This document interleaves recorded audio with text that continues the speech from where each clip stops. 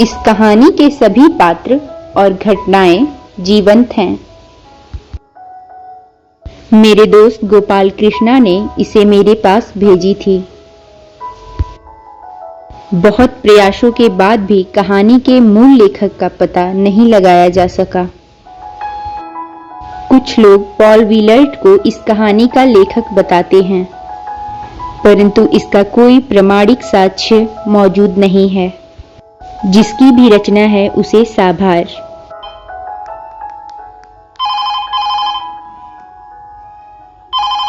मेरे घर में फोन कनेक्शन नया नया लगा था। हाँ मिंटू भैया, कैसे हैं? हाँ भैया, पढ़ाई बिल्कुल बढ़िया चल रही है। हाँ, अभी आंटी को बुलाती हूँ भैया।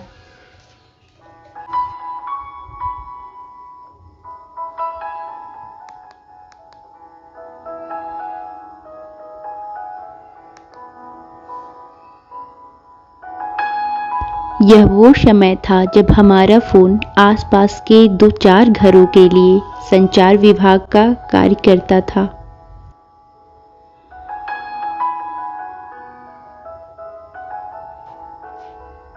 आंटी, मिंटू भैया का फोन आया है। और कॉलोनी के उन सारे घरों पर दस्तक देकर फोन अटेंड करने का न्योता देना मेरा काम था। हाँ भैया, आंटी से बोली हूँ, आ रही हैं। हाँ लो, देखो आंटी आ गई। हाँ भैया लो। फोन कभी भी आ जाता था, इसलिए 24 घंटे की ड्यूटी मेरी थी। कभी छत पर जाना पड़ता था तो कभी दरवाजों पर। आप सोच रहे होंगे कि मैं फोन को ज्यादा पसंद नहीं करती होंगी। आंटी पानी ले लो। उस समय में येलो पेजेस करके एक किताब हुआ करती थी।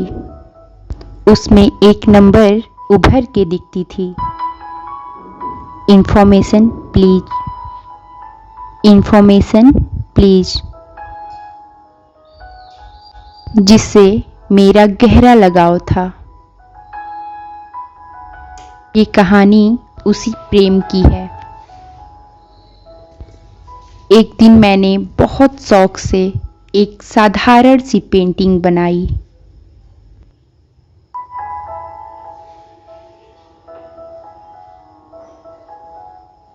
मुझे लगा कि पिकासो की इस रचना का लुत्फ सबको उठाना चाहिए।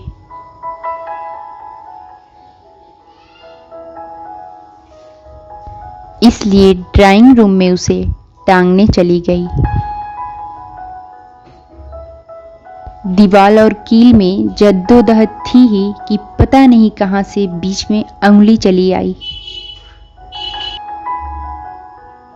जितनी ही जोर से हथौड़ा मारा उतनी ही जोर से अंगुली पे लगी और उतनी ही तेज से चीख भी निकली।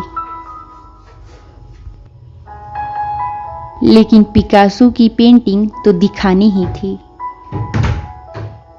Information please. मैं प्रमीला। हाँ आंटी, मैं दिव्या। बेटा, मैं आपकी क्या मदद कर सकती हूँ? आंटी, अंगुली पे चोट लग गई है। तेज लगी है बेटा? कोई है घर पे? नहीं, घर पे तो कोई नहीं है। मम्मी गई हैं सब्जी लाने मार्केट। बेटा, फ्रिज में बर्फ होगा? जी होगा।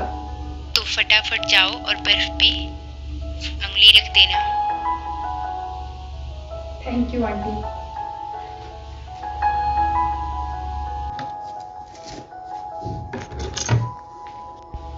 थोड़ी ठंडक उस बर्फ से मिली तो थोड़ी उस आवाज से काफी सुकून मिला। इस वाक्य के बाद कई बार इस आवाज ने मुझे कई मुश्किलों से उभारा। कभी घरेलू नुस्खे बालों के लिए तो कभी मैथ्स के सवाल। अब तो मम्मी के घर पे रहने पे भी फोन कर लिया करती थी। Information please.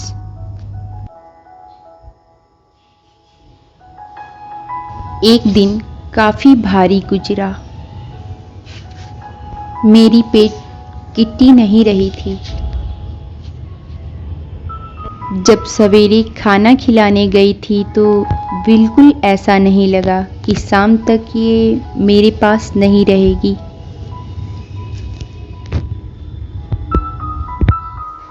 Information please. मैं प्रमिला, आपकी क्या मदद कर सकती हूँ? किट्टी नहीं रही। कोई नहीं बेटा, दुखी मत हो। सुबह ही खाना डाला था। कोई बात नहीं बेटा, सबको अंतिम उड़ान भरनी ही होती है। बहुत प्यारी थी, बहुत प्यार करती थी। दिव्या बेटा, हमेशा याद रखना, गीत गाने को जहाँ और भी है।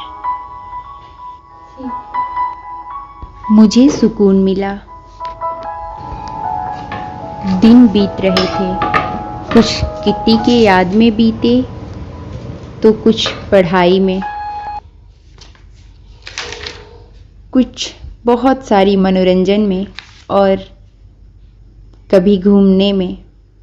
एक दिन घूमने गई और काफ़ी खुश थी, तभी बाउंड्री वॉल में किट्टी सी दिखने वाली मेरी बिल्ली दिखी और मुझे रास्ते में मैं सोच ही रही थी कि किसी की याद आ गई।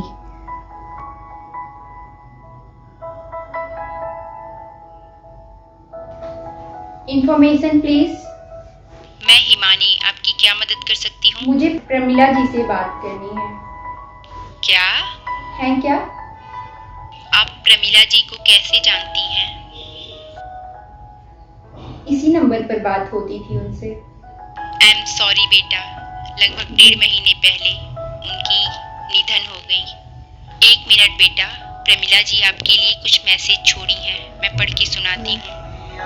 दिव्या से बोलना, गीत गाने को जहाँ और भी है।